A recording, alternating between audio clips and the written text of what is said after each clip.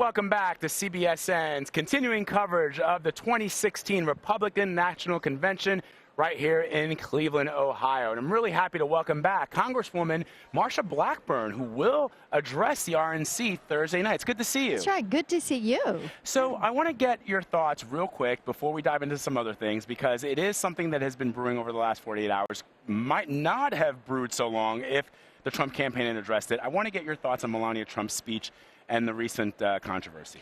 You know, I think she did a great job on the speech. A lot of people said that. A lot of people said that she delivered it beautifully. We have the explanation for where the words came from, but I think also you have to realize there's no copyright on the words. My parents taught me, treat people with respect. My word is my bond. And a lot of us use these. And I've even said, I remember when Michelle Obama made that speech, and I thought, my goodness, she sounds like she's channeling me.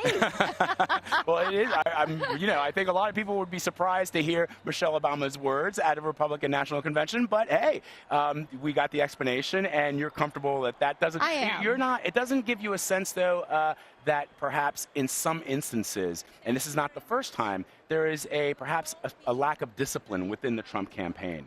Are you worried about that? Here's what I think the situation is. We had a huge field.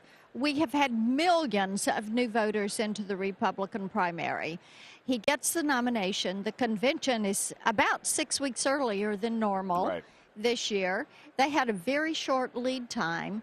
They don't have a campaign infrastructure that has been in place. And so it is up to the Republican National Committee to come in and help them with some of these logistics and putting the people in place that have the institutional knowledge of how you run a campaign. All right, I want to ask you about the fact that there are not as many of what some people are calling the establishmentarian Republican Party leaders here at this convention. You gave an interview recently where you said, you know, they should just sort of get over it. When we start to focus on the principles and the people, that's how we win. Explain what that means. That's exactly right. That happens every time. You focus on people and principles and policies, you win.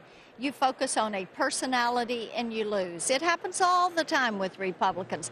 And I think these individuals that have their feelings hurt or thought it was their turn or thought it was their pedigree, they need to say, all right, it was fair and square.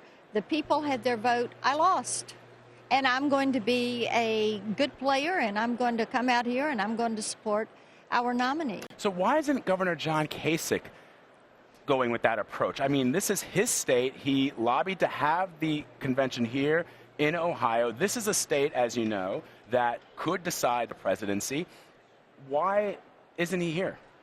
I think it's unfortunate for him that he has chosen not to be here. I think probably you've got about 3% of the Republicans that are very unhappy, and they do need to come past it. For Governor Kasich, he has had the opportunity to have this convention in his state. He campaigned talking about that. Sure. And now he doesn't show up to say, thank you, America, thank you, RNC, for coming here, and thank you, delegates. We hope that you stay. We hope you spend your money. And we hope you have a great time and look favorably on our state. The other thing, too, governors are always talking about economic development. Look at all of the different groups that have come in as a part of this convention. You've got healthcare companies that are here. They have people that are attending this. I mean, what a lost opportunity. Are there members of the leadership that are talking to him that perhaps change his mind, or are we seeing play out on a national stage sour grapes? It would be unfortunate for sour grapes to play out like that. I would hope that tomorrow night he will change his mind and be here in this hall. One of his fellow governors, Mike Pence, my former House colleague, is going to be the VP nominee. So, you know, get over yourself. Come on. All right. You're talking about Governor Mike Pence. For a lot of Americans, this will be the first introduction to Governor Pence. What kind of a man is he? Oh, he is a terrific guy, very reserved, kind of quiet. I enjoyed serving with him in the House. We worked on so many conservative issues together, and he and I were part of the outside entity that challenged Speaker Boehner in 2006 for the leadership in '07. And so we've been good friends for a long time, and it's nice to see one of my fellow backbenchers, as we called ourselves, taking the reins as the VP nominee. Is then the path forward for the Trump-Pence ticket Mike Pence as the unifying factor? In other words, a lot of people have said, look, there are still a lot of people that are undecided in the party, on the fence about Donald Trump. Is bringing on Mike Pence to the ticket a way to get those people on board?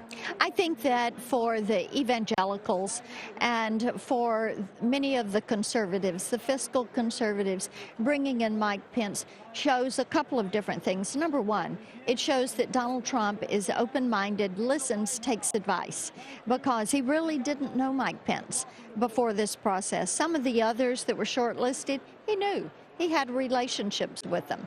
I think the other thing, too, is it shows that Donald Trump is going to be committed to some of those concerns that conservatives have. He's brought in someone who will give him wise advice and counsel. And that's what Mike Pence has done throughout his career and with the many of us. Let me ask you, you are scheduled to speak on Thursday night. Yes, I am.